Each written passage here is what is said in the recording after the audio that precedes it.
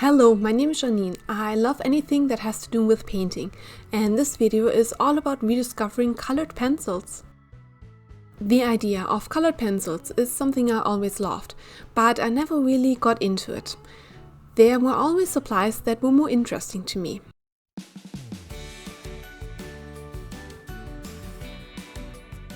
In this video, I want to see if I can relight the spark, and I would also like to know if using a brand different from my default one can get me to enjoy them more. I recently came across an old untouched set of Faber-Castell color pencils in my stack of supplies. When I saw a cheap set of Crayola colored pencils at the grocery store, I decided to give colored pencils another go, with everything I know today about using them. This is, as far as I know, the first time I'm using colored pencils by the brand Crayola. Funny enough, the Crayola pencils came with a free sharpener, which is by the brand Faber-Castell. It's fall outside, so let's paint a maple leaf. I collected some from my garden for this video, but I will make a slight modification. In early fall, the leaves often have some green color to them, which I will use to my advantage in this video. Placing colors near each other, which are on the opposite side of a color wheel, will help make them pop, as the contrast emphasizes the colors. It will also make the painting look more interesting. I feel like colored pencils can use every help they can get. Let's start with a quick sketch to get the overall size and shape of the leaf right. Usually, you would draw the lines with the purpose of coloring the painting in. I do not need to draw the outlines around the veins because the pencil lines will be light and I will follow the lines of the veins with a red pencil. The red colored pencil will be darker than the light pencil lines. Painting a leaf is easy. You just draw the biggest veins first and then add the smaller ones for some detail. It is easy to get everything symmetrical. Once the veins are in place, you simply connect the outer points of the veins to draw the outline of the leaf.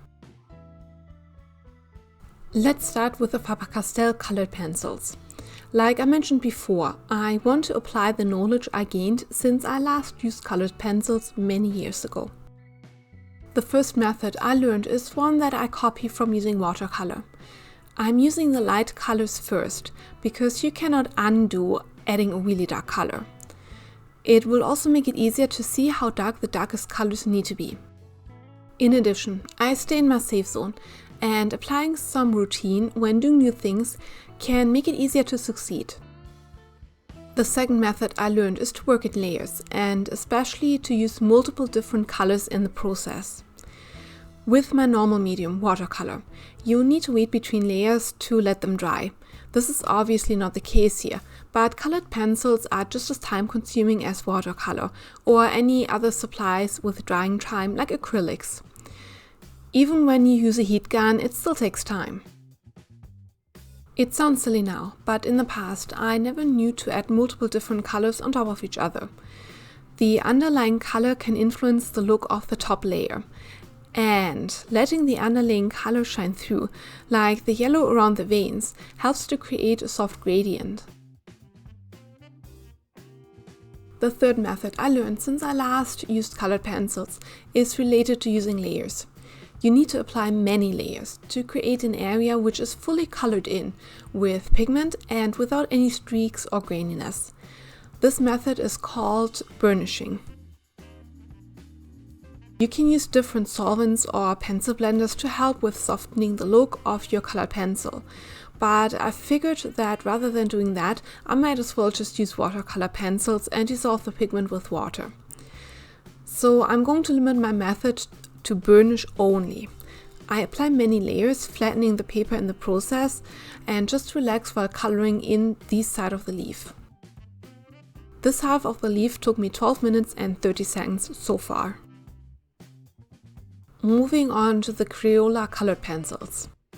I'm using the same methods and steps as with the Faber-Castell colored pencils and see how it goes. Routinely, I start with the lightest color.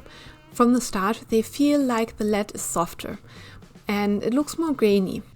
This means that it may take longer for me to add enough layers to achieve the smooth surface. The softer lead will take longer to smoothen out the structure of the paper, and the graininess means that it will take longer to fully cover the whole surface without leaving white spots. The second method, using layers, is something I never used before. It sounds silly, but I was never told that it is allowed to add multiple different colors on top of each other or to have them overlap. I think that it is easy to make the painting look so much more skilled simply by using layers.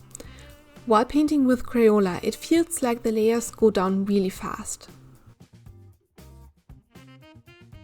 The third method, burnishing, can take some time. I basically add enough layers to smoothen the paper and create a flat, flawless look, without any streaks, graininess or white spots.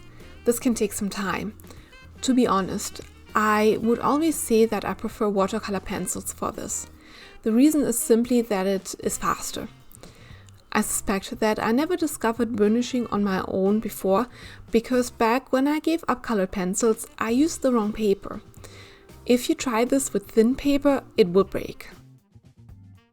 The second half of the leaf took me 13 minutes and 30 seconds to complete in total.